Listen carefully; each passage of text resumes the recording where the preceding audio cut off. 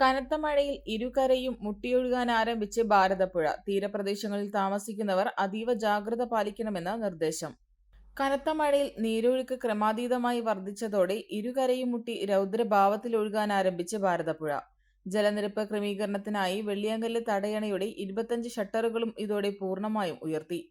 പുഴയുടെ കുത്തൊഴുക്കും ജലനിരപ്പും ഓരോ മണിക്കൂറിലും വർദ്ധിച്ചുവരുന്ന സാഹചര്യത്തിൽ പുഴയോരങ്ങളിലെ താമസക്കാർ അതീവ ജാഗ്രത പാലിക്കണമെന്ന് ബന്ധപ്പെട്ട അധികൃതർ മുന്നറിയിപ്പ് നൽകി.